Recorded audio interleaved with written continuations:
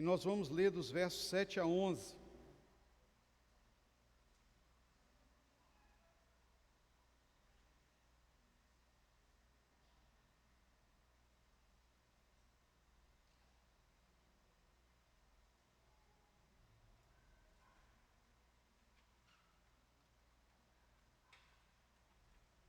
Podemos ler? Amém? Diz assim: mas temos esse tesouro em vasos de barro, para mostrar que o poder que a tudo excede provém de Deus, e não de nós. De todos os lados somos pressionados, mas não desanimados. Ficamos perplexos, mas não desesperados. Somos perseguidos, mas não abandonados. Abatidos, mas não destruídos. Trazemos sempre em nosso corpo o morrer de Jesus, para que a vida de Jesus também seja revelada em nosso corpo. Pois nós que estamos vivos, somos sempre entregues à morte por amor a Jesus, para que a sua vida também se manifeste em nosso corpo mortal. Amém? Podem tomar assento, por gentileza.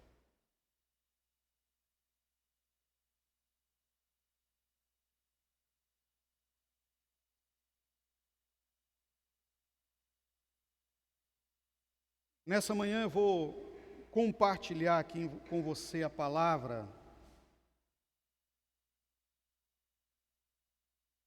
sobre o tema luta pela vida. Mas qual é o propósito deste tema, pastor, para nós aqui hoje pela manhã? A temática desse final de semana, queridos, que o Senhor nos propõe neste domingo é para que venhamos a examinarmos, como filhos de Deus, como igreja, o quanto nós estamos dispostos, ou o que estamos fazendo na prática do que muitos chamam de batalha espiritual, com o intuito de verdadeiramente nos manter focados, vivendo como mais do que vencedores, em meio ao levante do império das trevas contra nós que somos a igreja. A palavra de Deus diz que as portas do inferno não prevalecerão contra a igreja. E isso não pode ser apenas um texto para outros, mas tem que ser uma palavra que realmente faça sentido na nossa vivência, nossa prática, em nosso dia a dia, realmente vitoriosos, realmente usufruindo das bênçãos de Deus, e não só sendo motivados por testemunhos de outros, não é? Mas sim, cada um tendo o seu próprio testemunho, porque, querido, o Senhor Deus, viu, meu irmão, minha irmã, está ativo a nosso favor.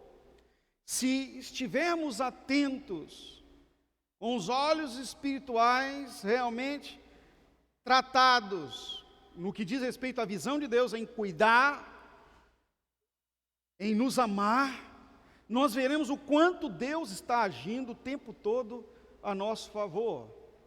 E aquele cântico do cantor cristão, quantas bênçãos, quantas são, não serão apenas um cântico antigo, mas será uma prática de vida diária, pois o Senhor está agindo a nosso favor. Então, quando fala aqui de luta pela vida, lógico que nós vamos fazer uma abordagem natural, mas essencialmente, a pregação, a palavra tem cunho sobrenatural, espiritual. Então, o que Deus quer para nós aqui é nos mostrar que Ele está agindo a nosso favor, não é? Ele, como compartilhamos aqui, na celebração passada, no Tadel, não é? no culto de líderes de vitória, nós estamos sendo o tempo todo supridos, o tempo todo protegidos, o tempo todo sob a governança, isso quer dizer, os cuidados do Senhor Deus, nos braços do Pai.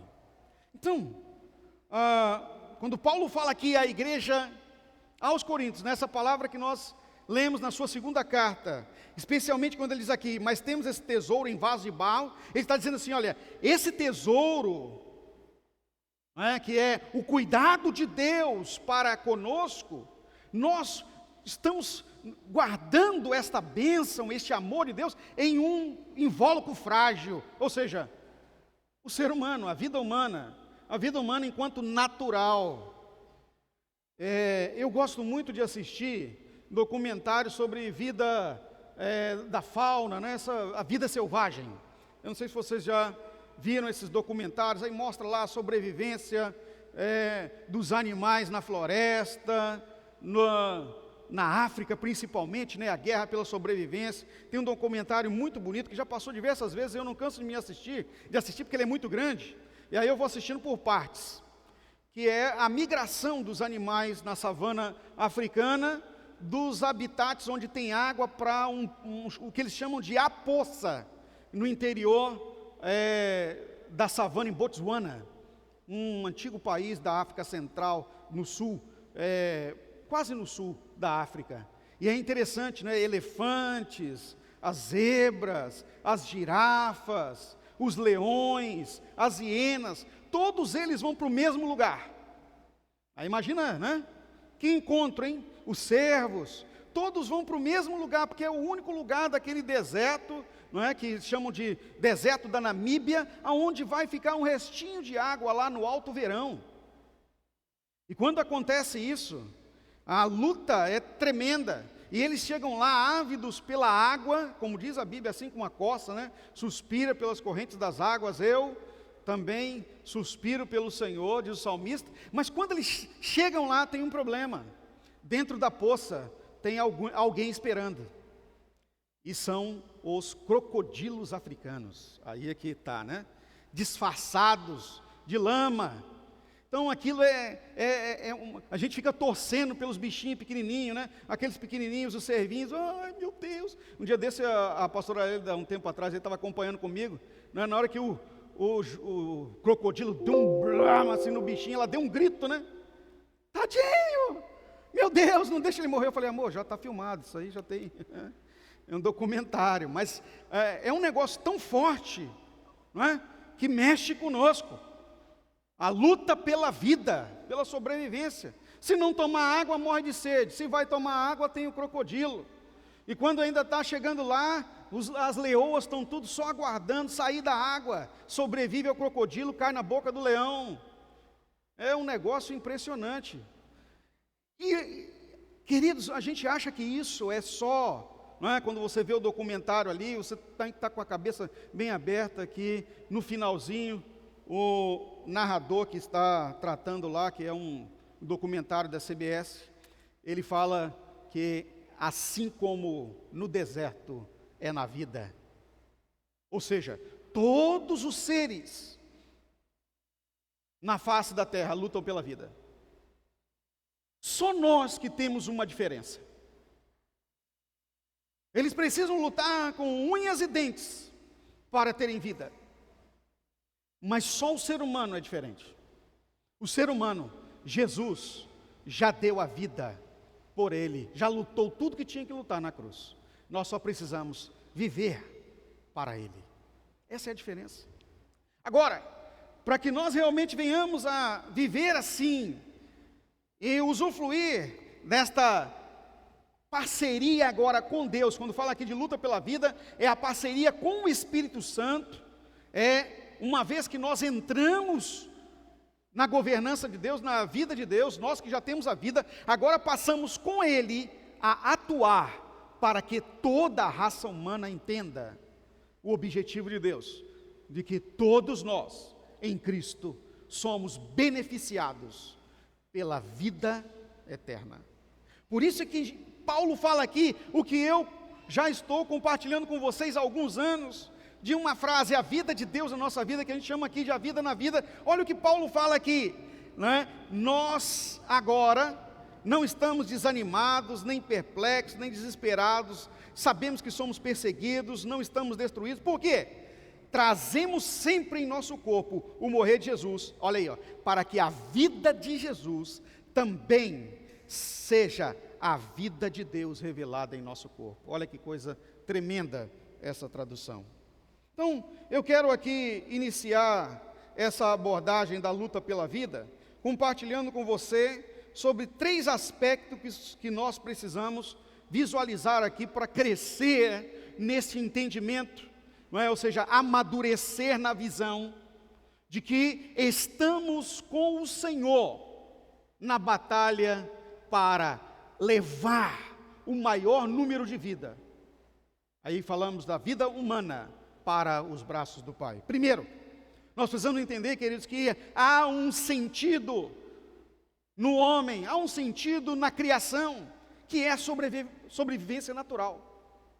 A criação é ávida, e é aí, quando falamos da criação, toda ela, desde a fauna, a flora, tudo quanto Deus criou e que detém vida, é ávida por sobrevivência.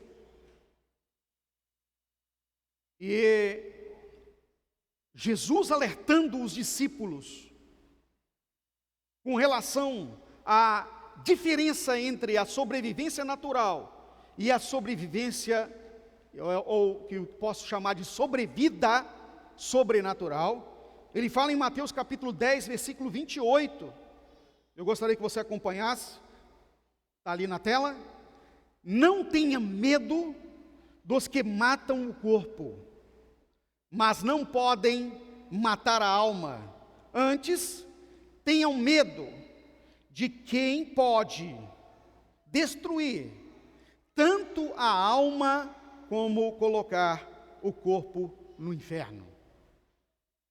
Jesus aqui está falando aos discípulos e logo após eles virem assim muito felizes ao cumprirem com um comando de Jesus, uma ordem explícita, em uma época difícil, perigosíssima para a sobrevivência natural, porque qualquer manifestação pública, no sentido de anunciar, apregoar libertação, era punida com a morte.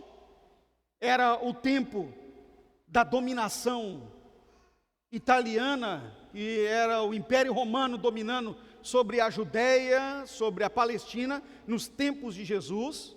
E aquela mensagem que Jesus agora mandou os discípulos irem, apregoar a todos os lugares, dizendo às pessoas: chegou o reino de Deus, ou seja, o Messias está aí, o reino de Deus está presente. Era interpretado, e com certeza seria e foi, nós sabemos disso, porque isso levou também Cristo à cruz, como uma insurreição contra o Império Romano, o dominador daqueles dias. Não era apenas uma mensagem espiritual, e na voz dos discípulos, com certeza tinha uma conotação política. Eles esperavam a restauração do reinado de Davi. Jesus era o rei na excelência da palavra, ou seja, era ele mesmo, sangue real, descendente, de acordo com a genealogia, e aquela pregação era uma pregação não só espiritual, mas política. Mas no afã da pregação, no ato da obediência irrestrita a Jesus, eles foram, e entraram mesmo nas vielas, foram às casas, e o reino de Deus, agora espiritual, se manifestou mediante a obediência ao comando da governança de Cristo, e anunciar o reino de Deus é chegado. Apregou em libertação, cure os enfermos, expulse os demônios, digam a todos, o reino de Deus chegou. E eles foram, e à medida que foram 70, aconteceu na prática, aquilo que eles viram na vida de Jesus agora manifestou-se neles. demônios foram expulsos, pessoas foram curadas, cegos enxergaram, mudos falaram, pessoas andaram, e eles voltaram felizes e animados. Senhor, até os demônios se nos submetem. E aí Jesus, opa, espera aí, menos. Ouça o que eu tenho para dizer para vocês. Não é esta vida aí que nós estamos tratando. Não é isso. Ou seja, nas palavras deles, queridos, quem lê com entendimento diz assim: se até o mundo espiritual cai aos nossos pés, quiçá os soldados romanos, ninguém vai poder deter. Vamos mandar como Elias descer fogo do céu, e Jerusalém será restaurada como governo do mundo. Jesus, menos.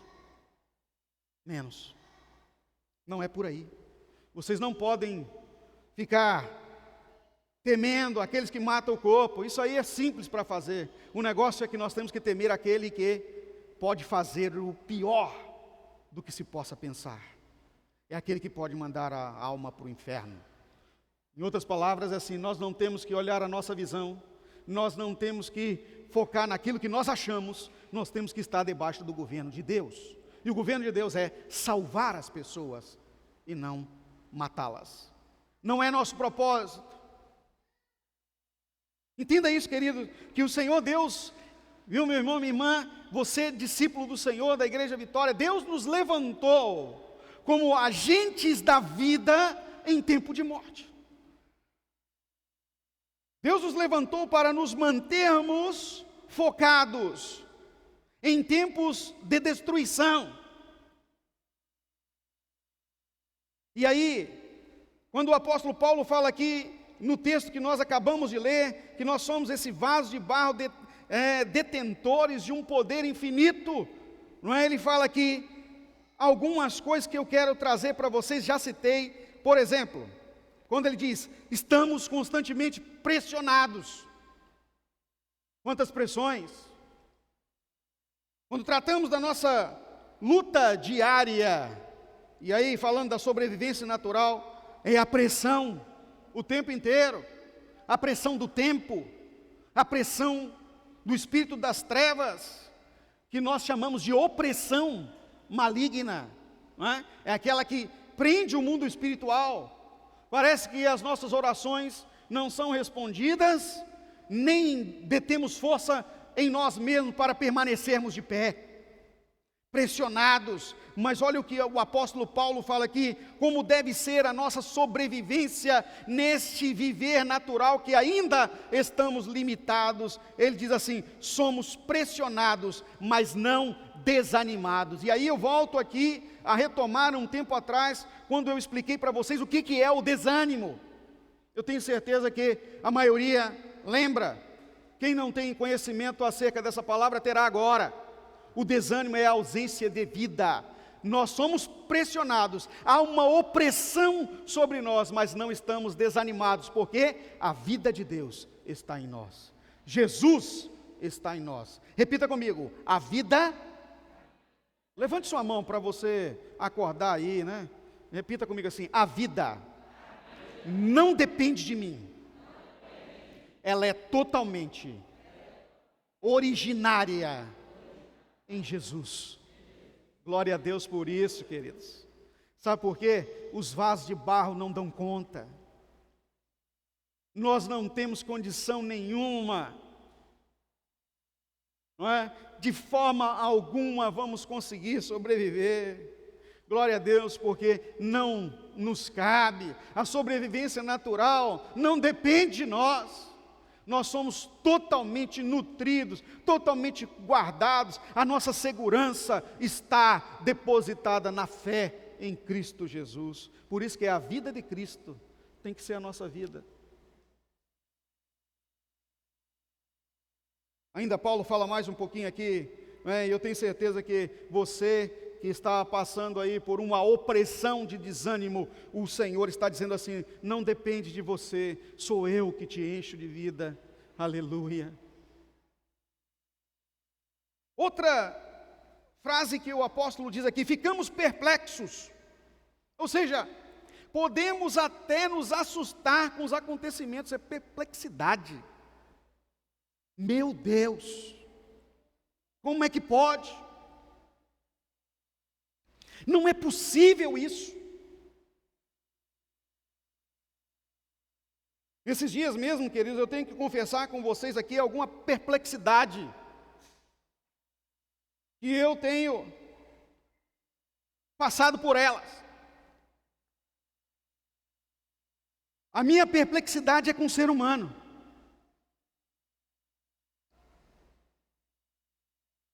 Eu fico imaginando quantos retornam ou retrocedem por causa da fragilidade do serem vasos de barro. Mas eu estava lendo a Bíblia, estou no projeto de leitura anual, e já lendo várias áreas da Bíblia, e me deparei com um texto em que um moço, que foi curado por Jesus, de cegueira, e ele foi várias vezes levado à presença das lideranças lá de Israel para prestar depoimento. E mandaram que ele se calasse. E até o próprio Jesus disse para ele assim: olha, não fale para ninguém acerca da sua cura. Vai e prega para os seus entes familiares. Mas ele ficou tão animado, mas tão feliz, porque ele era cego. E agora ele estava vendo, ele não podia fazer outra coisa a não ser apregoar para todos. E aquilo se tornou tão grande, a mensagem, porque era uma realidade.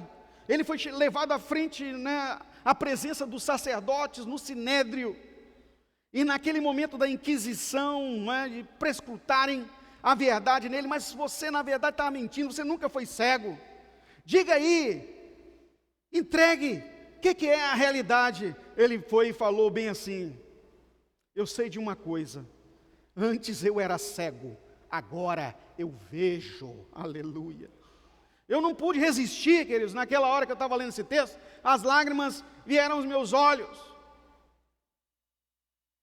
por perceber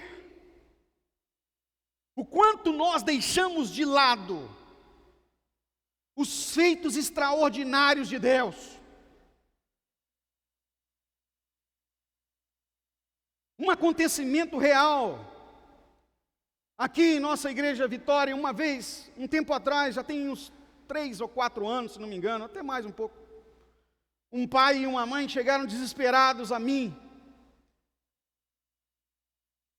pastor, nós levamos o nosso filho ao médico, todos os exames já foram feitos, ele nem andando não está mais, da cintura para baixo ele não sente força. Eles colocavam o menino sentado perto de mim, o menino caía. Os médicos não sabem o que é, mas nós sabemos que o Senhor, Deus, pode curar. O Senhor ora pelo nosso filho prontamente. A palavra de Deus nos diz, Marcos 16, 17, esses sinais seguirão os que creem. Vocês estão crendo? E a palavra de Deus diz: em meu nome expulsarão os demônios, falarão em outras línguas, se beberem alguma coisa mortífera não lhes fará dano, e porão as mãos sobre os enfermos e ficarão curados. Nós não tínhamos nem esse templo da parte de trás ainda, era naquele pequeno, meu gabinete nem era pronto. Mas vem cá, traz seu filho. Ungi as pernas do menino, a coluna, e quando eu coloquei a mão na coluna, Deus falou: é leucemia. E leucemia faz isso mesmo. E eu repreendi a enfermidade, irmãos, não por causa do pastor Robson, mas 10 minutos depois, o menino estava correndo para lá e para cá, dentro do templo.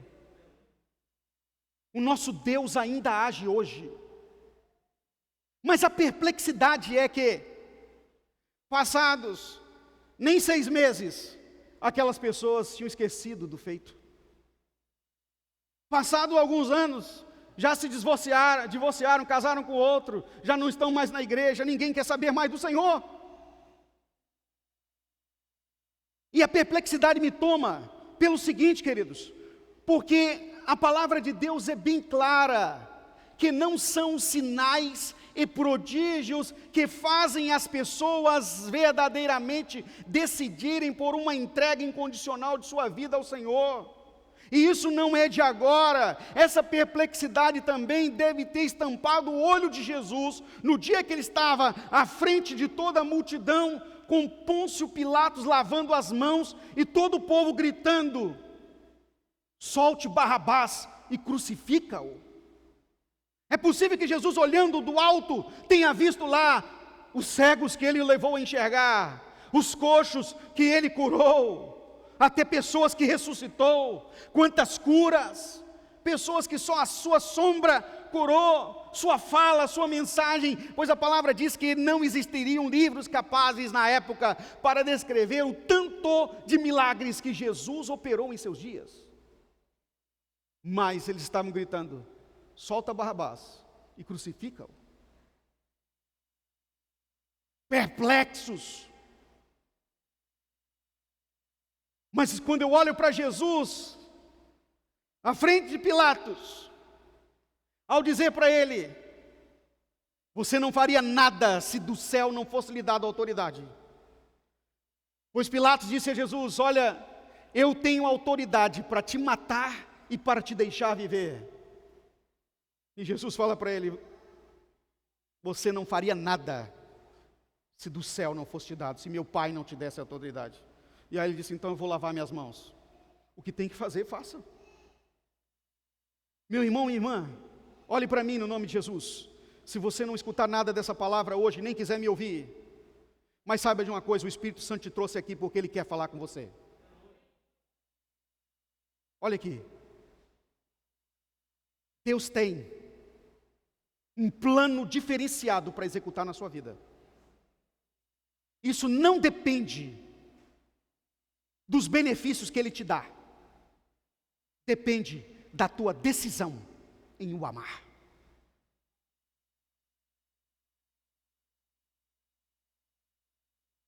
Tem muitos atrás de benefícios, amam as bênçãos, mas não amam o Senhor das bênçãos.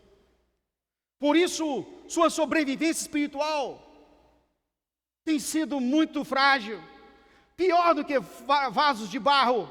Na verdade, estão em vasos depredados pela opressão, pela perplexidade, pela perseguição, e por isso mesmo estão abatidos. Quando falamos abatido, é o soldado que está caído na linha de frente, não tem mais poder de resistência, porque ele se entregou para a morte.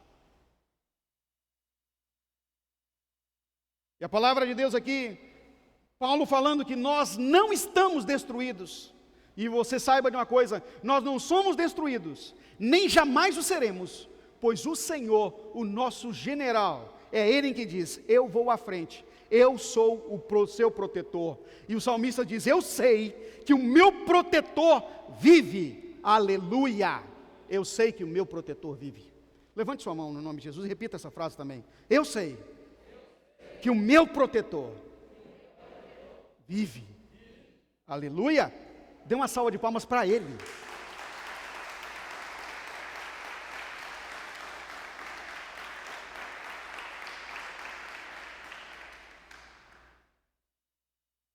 Sobrevivência natural é uma luta constante. Vasos de barro comumente precisam ser protegidos. Algumas defesas para vasos de barro são feitas. É possível que você tenha algum tipo de vaso de barro na sua casa.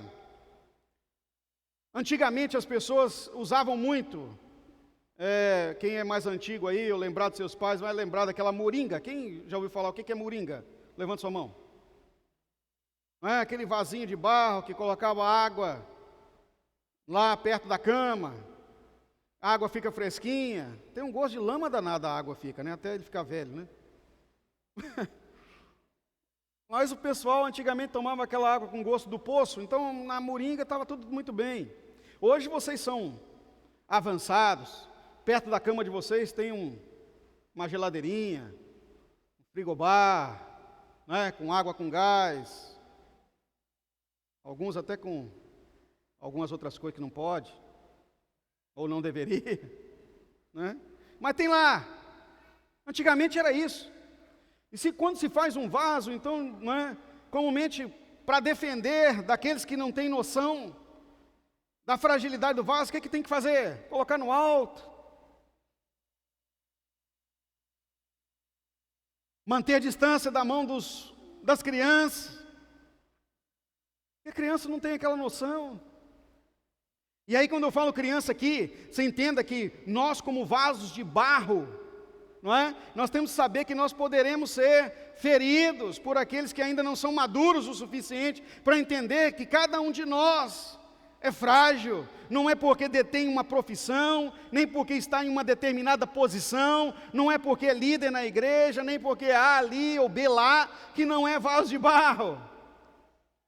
Mas quem é que comumente age de forma a ferir ou quebrar ou trazer dano a um vaso de barro? É quem não tem amadurecimento para entender a fragilidade do vaso.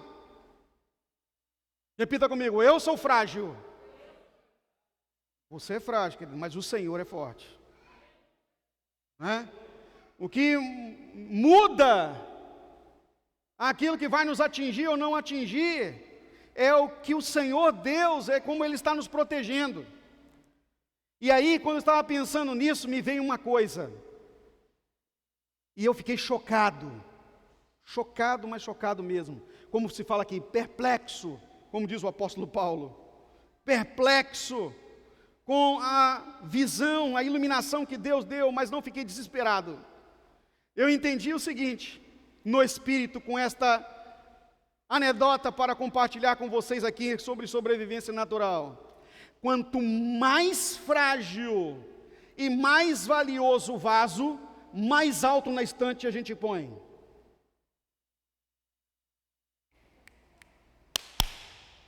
Mais alto na estante ele está. Quanto mais útil, menos valioso, mais marcado, mais baixo ele fica. Preste atenção. Aí eu entendi a frase do apóstolo Paulo: trago em meu corpo as marcas de Cristo Jesus.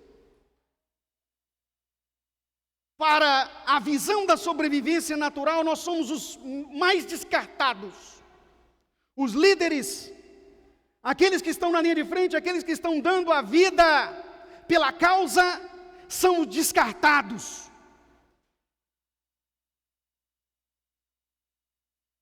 Eu ouvi uma frase de uma pessoa falando sobre o comprometimento com o trato à mensagem nos dias de hoje, e realmente deixa perplexo.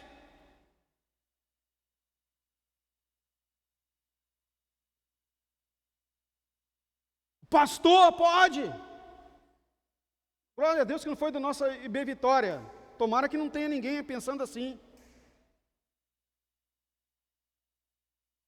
Ele que prega tanto sobre dar a vida por amor a Jesus, ele que morra lá pregando na igreja sozinho. Que pegue Covid e morra. Olha que frase.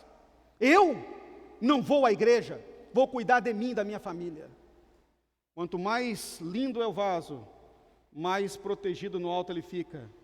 E nós investimos dinheiro exatamente porque você é muito lindo, muito precioso, principalmente você que está me ouvindo pelo vídeo. Está guardadinho, precioso. Quanto mais descartado, mais utilizado é o vaso, mais embaixo ele fica, com perigo de morte. Mas, ainda que eu andasse pelo vale da sombra da morte, eu não temerei mal algum, porque tu estás comigo, a tua vara e o teu cajado me consolam. Sabe de uma coisa, queridos? Aquele que detém a sua vida por muito preciosa, guarda. Mas aquele que tem a vida não como sua, mas é a vida de Deus em sua vida, se doa.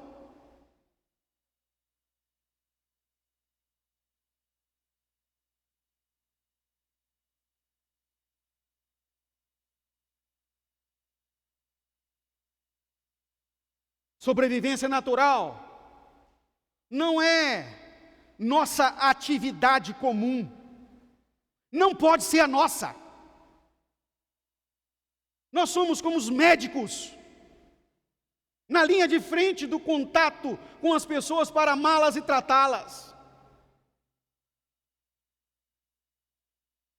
Imagina você, se enquanto está a pandemia, eu como pastor estivesse escondido dentro do meu gabinete pastoral ou na minha casa, não teríamos mais igreja. Não teríamos mais a sua vida espiritual sendo tratada. Um pastor disse isso para mim um dia desse.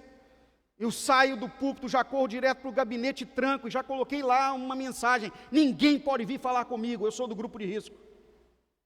Eu olhei e falei: meu Deus. Quando essa pessoa falou comigo, no dia anterior, eu tinha recebido uma pessoa com Covid-19 no gabinete.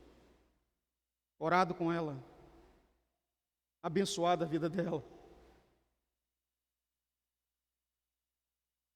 Meu Deus. Pastor, o senhor é um responsável? Não, irmãos. Tem gente precisando de nós. Imagina se os médicos, como está aqui a doutora Ana Raquel.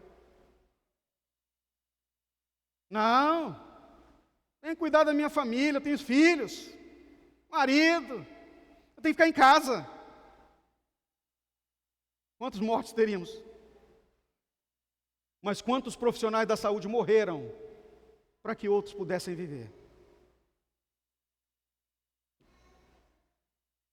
Hoje mesmo, tem oportunidade de empregos, foi anunciado na sexta-feira inúmeras vagas de profissionais da saúde.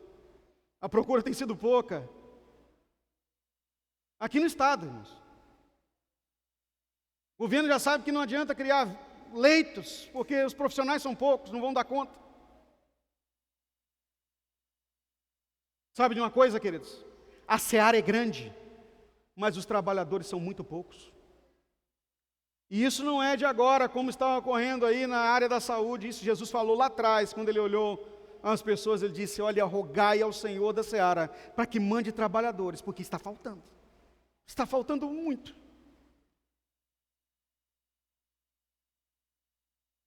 Muitos são chamados, mas poucos comprometidos. Quando a coisa aperta, queridos, nós queremos cuidar, temos medo daquele que mata o corpo. Temos medo do Covid, temos medo da insegurança, temos medo do ladrão, temos medo do assaltante, temos medo de A e B, mas nós temos que tomar cuidado com aquele que tudo pode fazer. E glória a Deus que Ele não é nosso inimigo, Ele é nosso Senhor, Ele é o nosso Pai, Ele é o nosso cuidador, Ele é quem nos dispensa todo amor. Não é? Quem está no problema é o império das trevas e o diabo. Esses estão no problema. Tanto é que o Senhor já o condenou à morte eterna. Nós não. Agora, além de sobrevivência natural, que é o que nos pega, principalmente quando falamos na luta pela vida, porque nos achamos vasos de barro e queremos nos autodefender, e isso é impossível, nós não podemos garantir a nossa segurança. Preparando essa mensagem, o Espírito Santo me falou: nós não podemos acrescentar nenhum segundo a mais em nossa vida, nem tirá-lo, se não for da direção exclusiva de Deus. É Ele quem decide. Nós estamos na mão de Deus, querendo ou não. Tem outra atividade que muito se faz quando fala na luta pela vida, que é o que se chama de crescimento pessoal. Melhor formação, isso é importante demais. Se você quer melhorar de vida, você precisa buscar mais, se aprimorar de forma pessoal, investir em estudo, galgar espaço na sua empresa, nos negócios, ser empreendedor. Queridos, quando fala da vida natural, tudo isso é muito importante mesmo. E quando falamos então da vida espiritual, é mais importante ainda. É mais importante ainda. É uma questão de prioridade. E aqui eu quero falar com você que crescimento espiritual, nesse sentido aqui, ou melhor, crescimento pessoal, é o trabalho de nos levar ao amadurecimento espiritual. É o investimento. E quando falamos desse aspecto da vida de crescimento pessoal, e aí ela abrange, quando o Espírito de Deus nos trata, todas as áreas de nossa vida, inclusive aquela que nós tanto precisamos, que é o crescimento pessoal também, no que diz respeito a avançar nos negócios, pois a palavra de Deus fala que aquele que dá a Ele né, em seu reino o primeiro lugar, as demais coisas são acrescentadas. Nós conhecemos Mateus 6,33, mas buscar em primeiro lugar o reino de Deus e a sua justiça, as demais coisas serão acrescentadas. Nós chamamos aqui como o princípio da multiplicação divina, não é? Que é da prosperidade divina. Quando nós damos tudo que temos e somos para o reino, o Senhor Deus nos dá tudo para que possamos investir mais. E crescimento pessoal, queridos, quando falamos aqui de darmos tudo, não existe nem no mundo corporativo, nem no avanço na carreira, e muito menos no mundo espiritual, alguém que venha a verdadeiramente crescer como pessoa, se ele não diminuir como eu. A humildade é a mais célebre de todas as qualidades daquele que busca crescimento pessoal. A verdade é que quem detém crescimento pessoal, inclusive na academia, na carreira, quanto mais alto ele galga, mais humilde ele fica, mais valorizador das outras pessoas ele é. Isso sim é crescimento pessoal. E eu quero trazer uma frase para vocês de um dos filósofos mais conhecidos da humanidade, um filósofo grego chamado Platão. Olha o que ele disse: vencer a si próprio é a maior das vitórias. Isso alia ao que o grande apóstolo Paulo, também filósofo daqueles tempos, quase contemporâneo de Platão, cerca de uns 200 anos depois, ele disse em Gálatas capítulo 2, versículo 20. Vocês conhecem, porque o pastor não para de citar. Esse é o texto que eu trago marcado em meu corpo, para me diminuir o tempo inteiro. Já estou crucificado com Cristo, e vivo não mais eu, mas Cristo vive em mim. O eu tem que ser anulado para que haja crescimento pessoal. Entenda, pessoal, repita comigo, pessoal. Fala de novo, pessoal. De quem que você está falando? De você? Pessoal. Inverte a interpretação da palavra. Estamos falando da conjuntura plural dos seres humanos. A palavra, ela é uma palavra híbrida, complexa. Ela tem o sentido de povo, mais do que sentido de único, povo. É crescer junto, é ajudar um ao outro, é carregar a carga um do outro, é orar uns pelos outros. No reino de Deus, que eles não cabe cuidado de mim, cabe o cuidado de todos. No reino de Deus não cabe só a bênção para mim, cabe a bênção da igreja, que é o corpo de Cristo. No reino de Deus não cabe eu somente, é a família divina. Orai uns pelos outros, carregai as cargas uns dos outros, abençoai uns aos outros, socorrei uns aos outros, uns aos outros, pessoal, é povo. E quando se trata do crescimento pleno do povo, a palavra de Deus diz, ele vem buscar um povo exclusivamente seu, zeloso e de boas obras. Quem faz parte desse povo, levante sua mão e diga aleluia. Você sabe que fazer parte desse povo, você precisa se coadunar às regras do povo. Você precisa viver as leis do povo. Você precisa viver as leis do Senhor do povo. Você precisa viver a palavra de Deus. que é aqui que a nossa aprovação, né, nos põe dentro deste povo. É o povo da Bíblia, é o povo de Deus. Aleluia. Para finalizar, uma outra abordagem aqui que nós não podemos deixar de fora.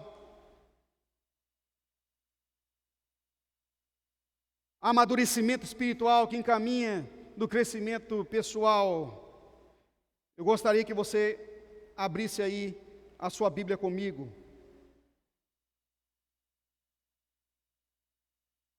Hebreus capítulo 6, verso 1. Eu acredito que nós vamos ter que ler um pouquinho mais aqui. Eu quero tratar uma outra situação um pouquinho mais aqui. Hebreus 6, 1. Portanto, deixemos os ensinos elementares a respeito de Cristo.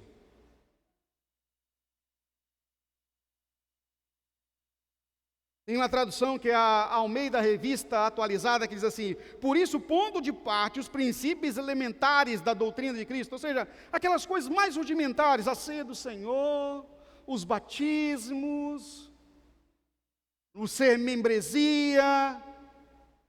Vamos aprofundar aqui, é o que Paulo está falando na palavra. Vamos colocar de lado essas discussões que os judeus tanto marcam. Circuncisão, proselitismo, sangue judaico, ser gentil ou ser judeu. Vamos deixar essas coisas lá embaixo. E vamos mais além. Ele diz assim: e avancemos para a maturidade, sem lançar novamente o fundamento do arrependimento de atos que conduzem à morte. De fé em Deus. Aí olha a Almeida Revista Atualizada. Deixemos-nos levar para o que é perfeito. Quando falamos de maturidade, amadurecimento espiritual, nós estamos alcançando a perfeição. Entenda aqui, irmãos, estão lembrados da estante dos vasos? Aqueles que consideramos os mais excelentes, os mais preciosos são mais em cima, e os mais usados, cheio de cicatriz, até com cola lá, são usados mais embaixo, os retalhados. Entenda isso aqui: quanto mais avançamos em Deus, mais para baixo na estante nós ficamos. Aquele que quiser ser o maior, seja o menor. Aquele que quiser ser o primeiro, seja o último.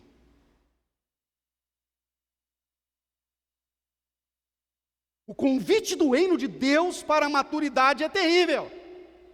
Se você era o vaso que servia água geladinha, vai passar a ser aquele talvez que carrega o que sai lá do pinico. É água do mesmo jeito.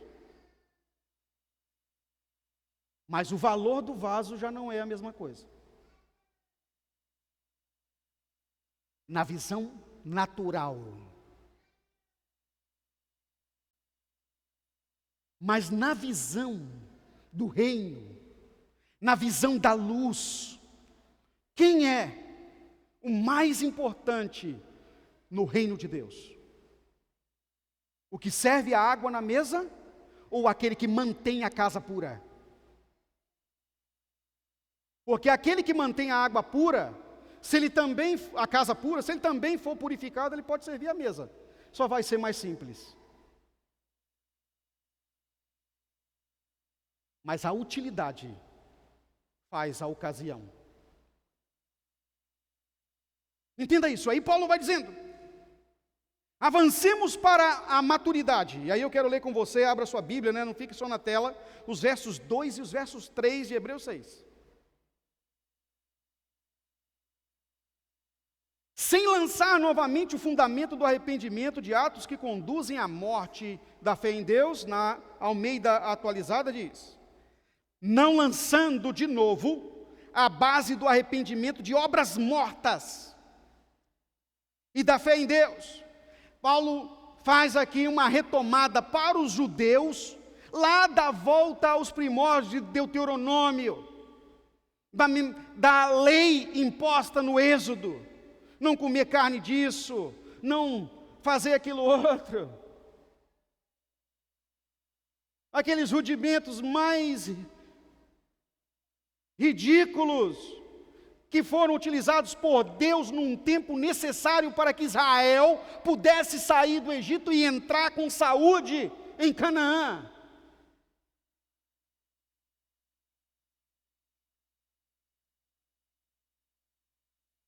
Embora todos os mandamentos de Deus, que eles são muito importantes, mas ele se torna ridículo na mão do ser humano quando ele faz disso a necessidade de cumprimento para a vida eterna.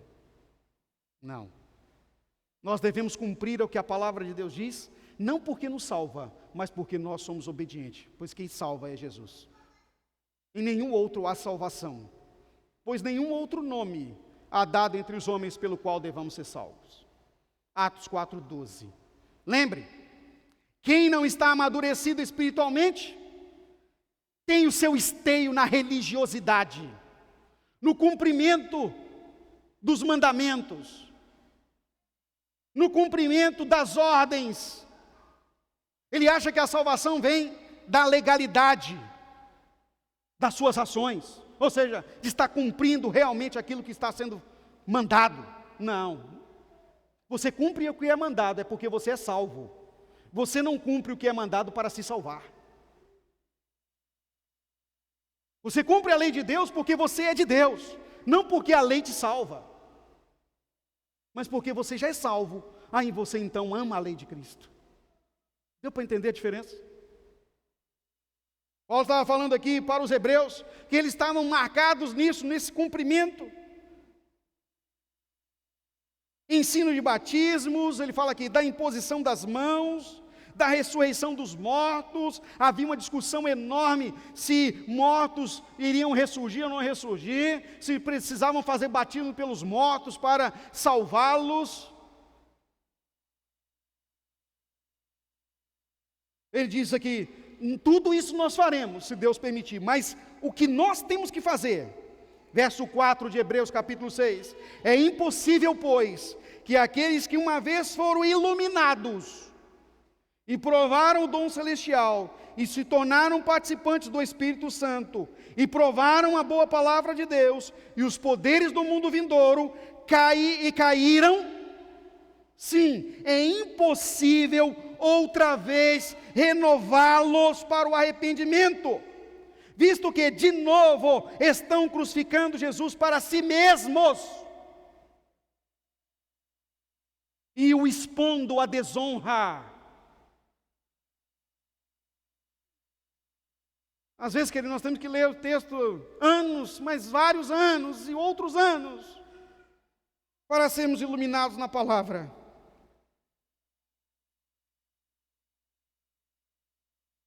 Aqueles que experimentaram o dom celestial, o renovo, queridos.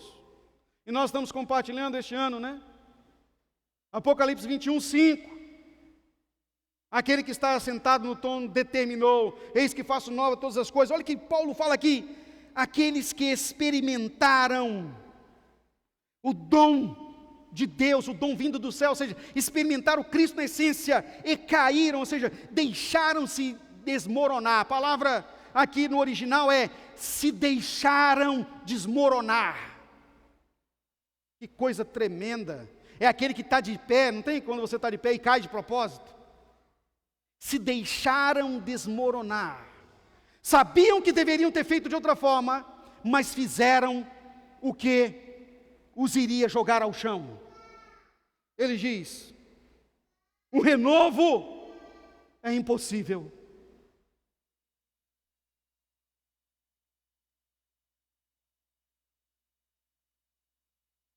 Sabe, irmãos, nós precisamos avançar para vivermos na fé. E não é à toa que no domingo passado, tanto na celebração 1, na 2, vocês compartilharam nas células, nos nossos diavites durante a semana, sobre a vida na fé, o caminhar na fé, o viver em fé. O nosso papel é de honra no reino de Deus, é de honrar a Cristo e honrar a igreja, honrar tudo que cerca o reino de Deus.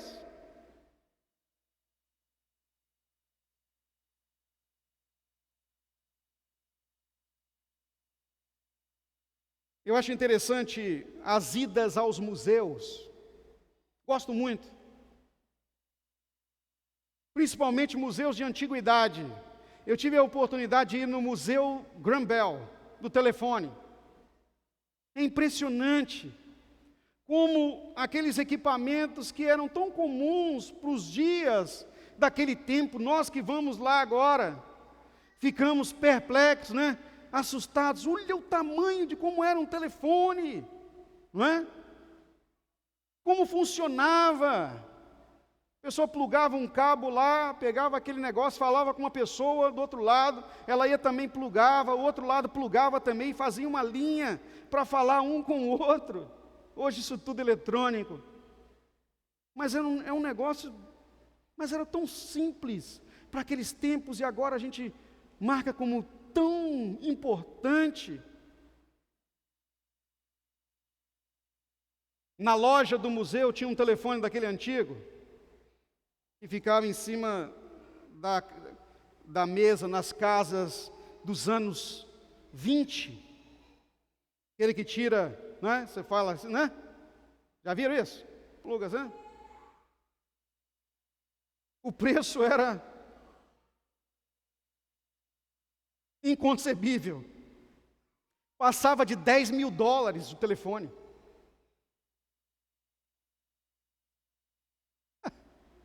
É possível que na época não tenha custado, sei lá, 100, 50, e olha, nem, naquela época era centes de dólar, né? Mas passava de 10 mil.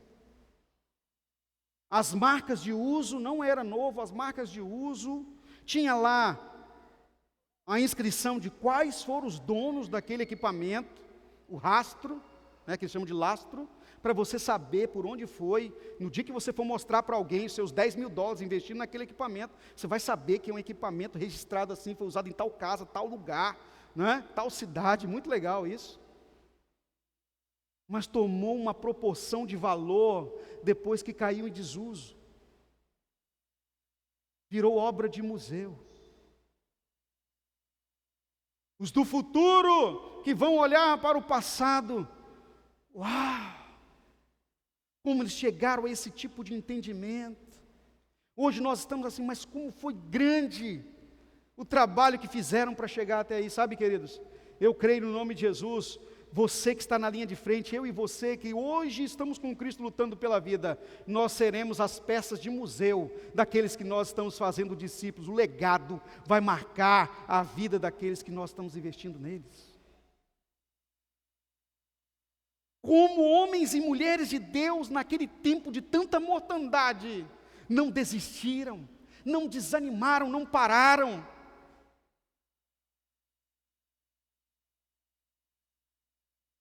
Existe um grupo terrorista na África chamado Boko Haram. Não sei se vocês já ouviram falar. Eles destroem famílias e levam as meninas para serem prostitutas do grupo, e se dizem islâmicos. Em uma das aldeias, uma missionária africana, enquanto todos estavam fugindo da aldeia, porque a notícia era que o Boko Haram estava chegando, ela estava voltando às aldeias, para ver se achava alguma menina abandonada pelas famílias, porque elas não têm valor nenhum. As meninas não têm valor nenhum nessas comunidades. Então o que eles fazem comumente? Pasmem, alguns pais familiares amarram as meninas e as deixam amarradas já, para que o Boko Haram possa as encontrar, e aí então atrasá-los em os alcançar. É de estarrecer. E essa missionária africana, então, ela faz o contrário. Enquanto eles vão fugindo, ela vai voltando aos lugares para soltar as meninas e levá-las. para um abrigo e pregar o evangelho para elas. Eu estou aqui porque Jesus não as abandonou. O artigo não podia mostrar a imagem dela, nem citar o seu nome, pois ela é odiada tanto do governo quanto dos terroristas. Porque cada menina que ela salva é uma mensagem enviada para o mundo de que é possível combater e o governo não faz nada. Então ela é objeto de morte do governo do país que ela serve e também dos terroristas. Pensa nisso.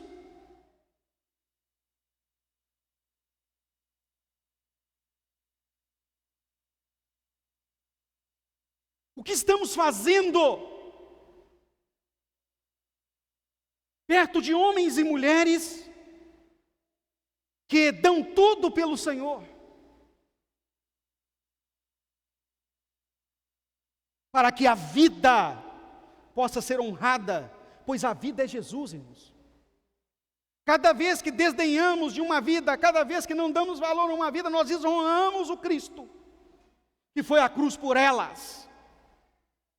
Cada vez que nos omitimos, achando que estamos melhor no topo da estante do que na base, para servir como vasos arranhados, nós estamos desonrando a Cristo, pois é o inverso que o louva. Aquele que tem a sua vida por preciosa, não vai encontrá-lo, mas aquele que entregar a sua vida por amor de mim, achá-la-á, disse Jesus. A mensagem desta manhã é a mensagem de amor, é a mensagem de Deus para você, para um posicionamento frente ao renovo. Não se deixe desmoronar, como Paulo fala aqui, porque se você deixar se desmoronar, você não vai conseguir voltar depois da pandemia àquilo que você era.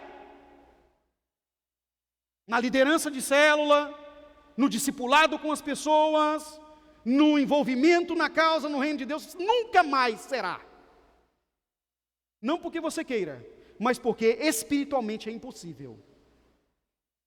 E saiba de uma coisa, enquanto você está se deixando cair, o reino de Deus, o Senhor está levantando outros, milhares, que amam a causa mais do que a própria vida. Portanto, a palavra dessa manhã é um alerta de Deus para nós. E eu quero deixar para você uma frase da poeta Cora Coralina. Uma mulher temente a Deus. Ela disse assim: se a gente cresce com os golpes duros da vida, também podemos crescer com os toques suaves na alma. Hoje, o Senhor Deus está oportunizando a você, pelo amor no Espírito, um toque suave na alma, uma palavra de vida, uma palavra de engajamento e comprometimento. Ouça Deus, o Espírito Santo falar em você, para que através de você, a luta pela vida continue vencedora. Põe-se de pé no nome de Jesus, por gentileza.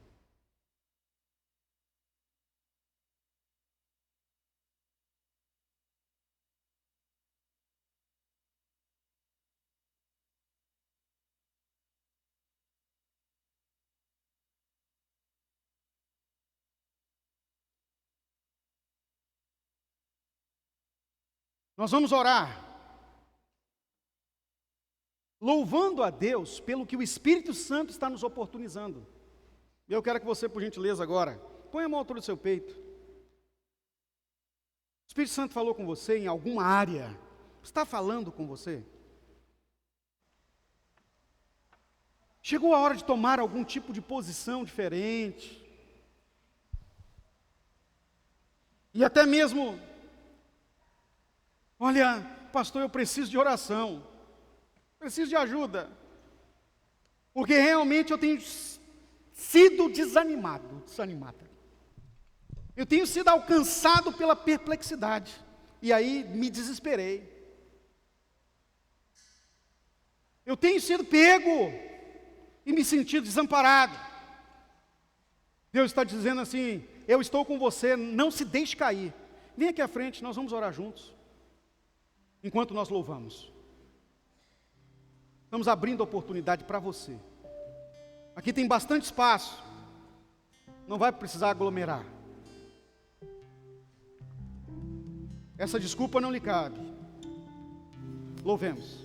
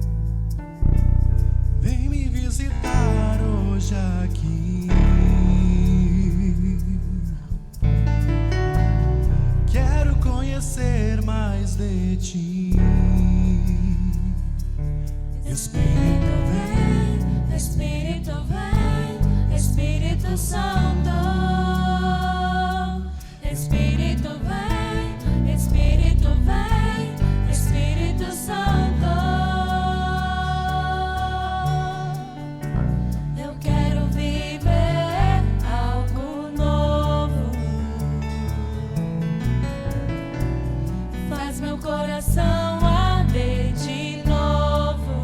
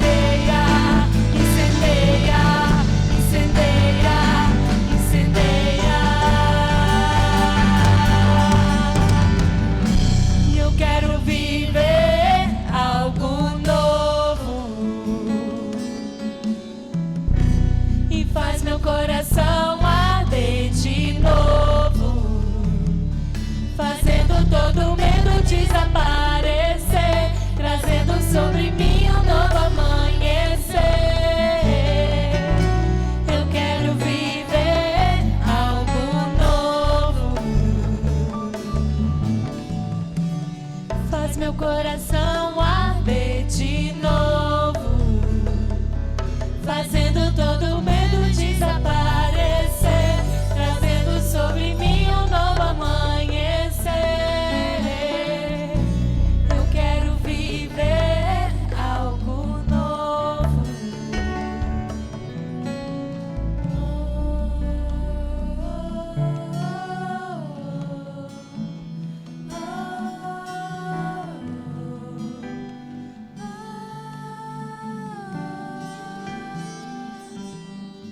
Senhor Deus,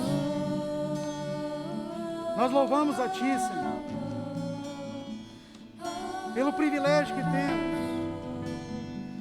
de ter acesso, Senhor, à Tua palavra. Obrigado por nos amar apesar de nós,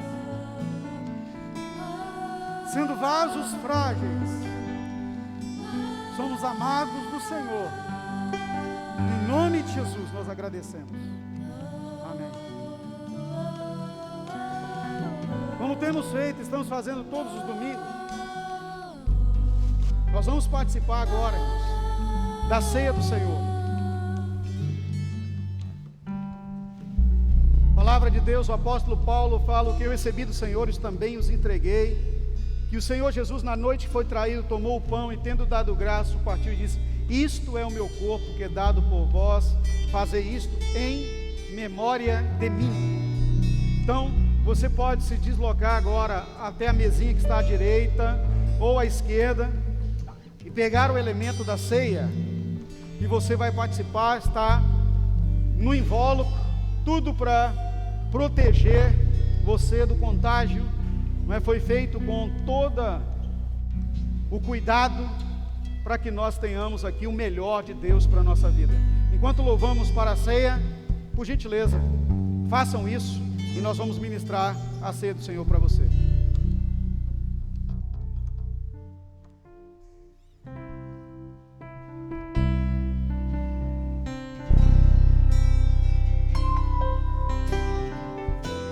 Vem para cá.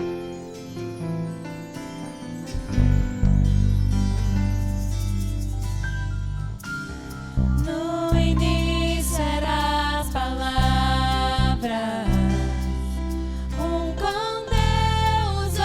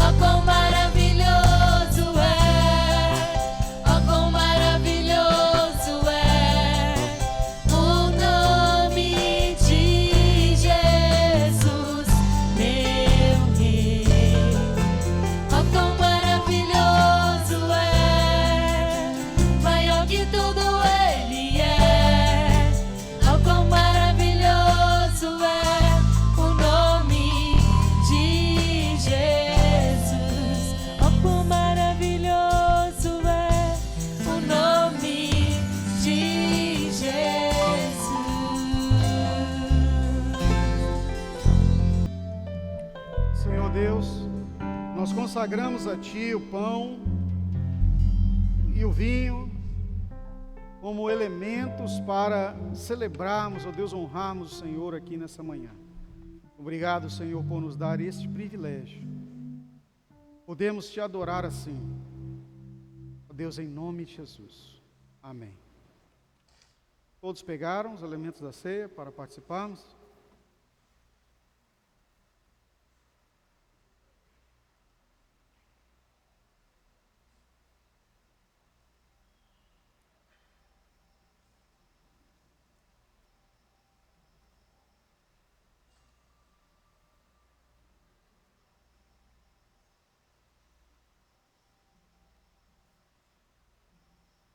Levante seu pão.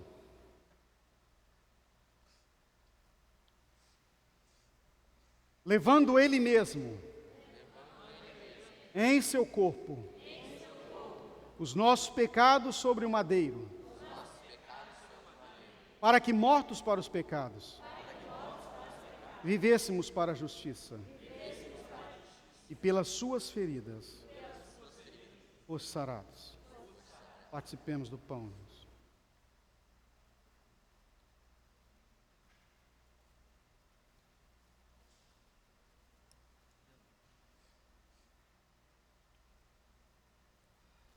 Pedacinho.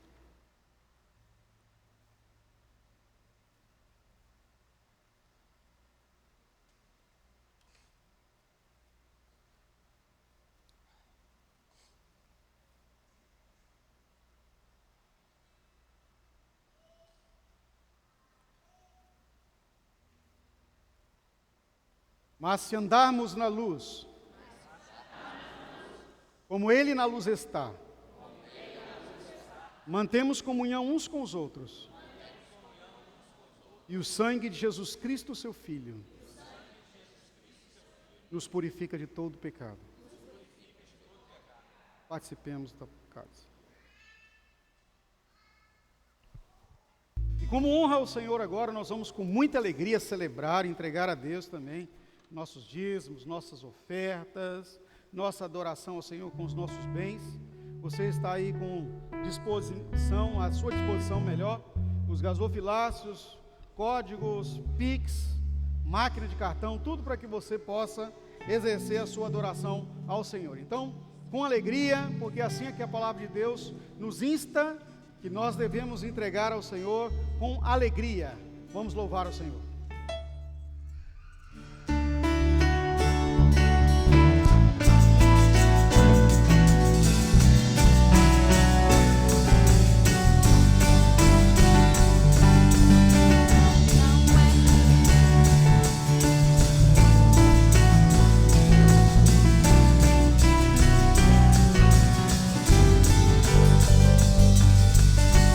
Como explicar a sua graça?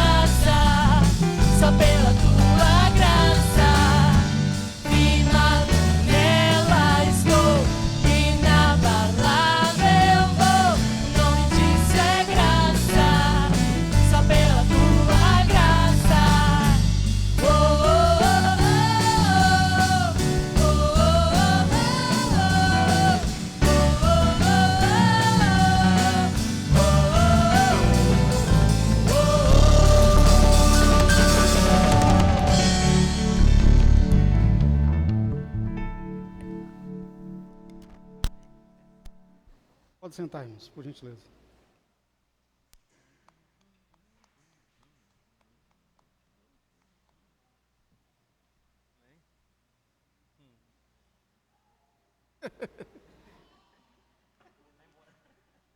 Ai, ai.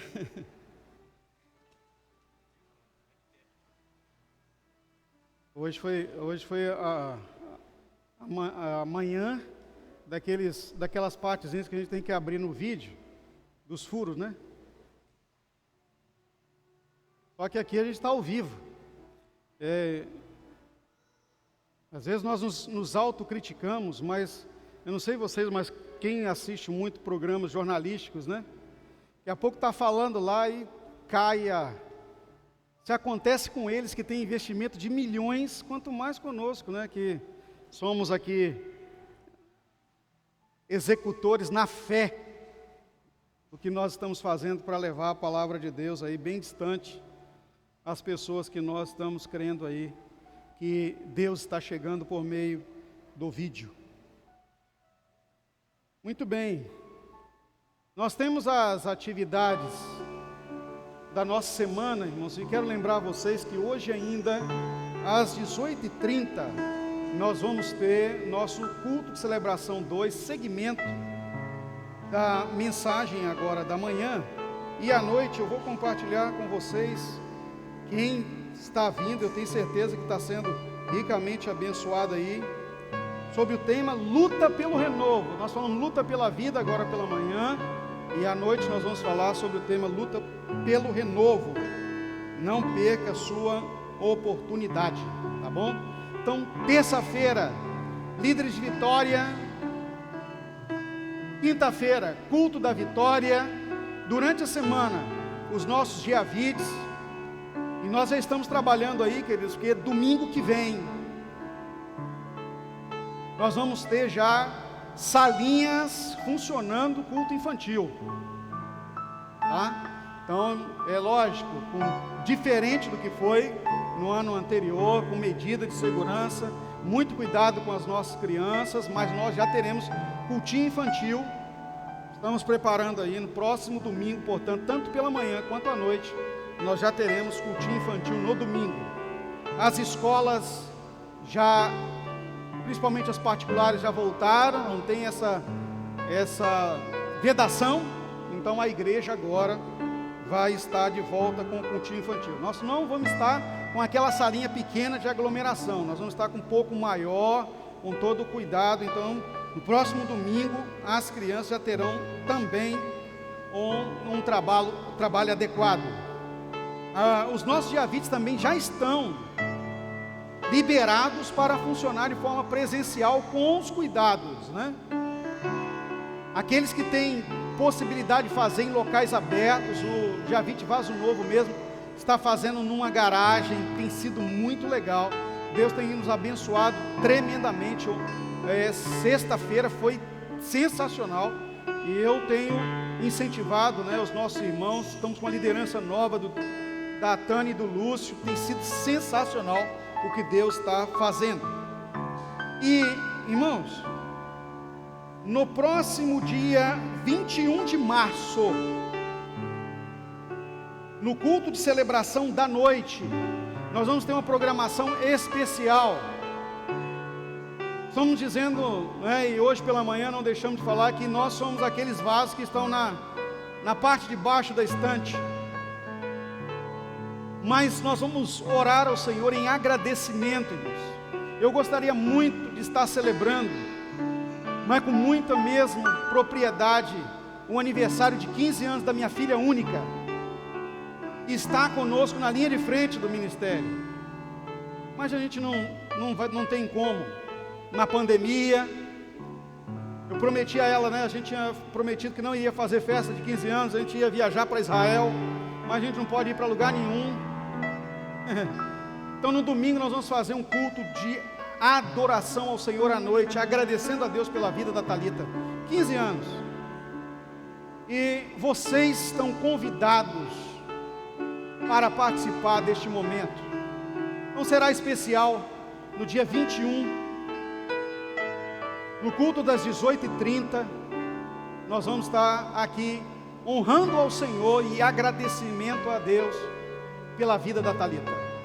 E aí, vocês fiquem na liberdade do Espírito e honrar a Thalita por entender que ela serve ao Senhor.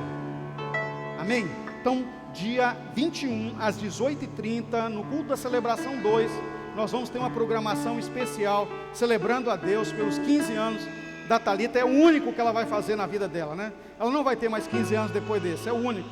Então, se nós somos do Senhor, foi o que eu disse para a pastora Hélida, nós celebramos tudo na presença de Deus. Então nós não vamos fazer festa, nós vamos fazer uma adoração especial ao Senhor, por Ele ter nos dado uma filha, que em nome de Jesus, como ela já está dedicada plenamente à causa do Senhor, como eu e a mãe dela somos, e os avós. Então nós vamos estar aqui no próximo dia 21 às 18h30, e você participe conosco, vai nos honrar a sua presença. Amém? Então, colocar ali no quadro? Chegou? Vai colocar? Temos presente de Deus nessa manhã? Manda aí. Por gentileza, o Valdeci, se coloca de pé aí, Valdeci. Opa, que bênção. Vamos mostrar a nossa alegria que eles em ter o Valdeci conosco? Vamos lá? 1, 2, 3 e...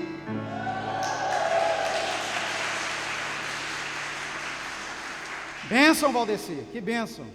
Desafiou aí, né? Tudo o contrário e veio adorar o Senhor. Você é um presente de Deus para nós. Por isso que nós não chamamos você de visitante, chamamos você de presente de Deus, que você é mesmo um presente de Deus. À noite, portanto, irmãos, estaremos de volta para a celebração às 18h30. Família, investimento naqueles que nós amamos, é a hora. E vamos ouvir então o nosso irmão Flavinho, com o braço renovado. Isso é que é renovo, né?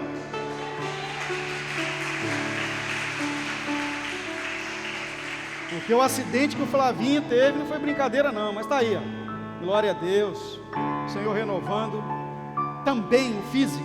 Então, vamos adorar o Senhor com o piano e depois estaremos desta forma despedidos. A graça e a paz, tenham todos um bom dia.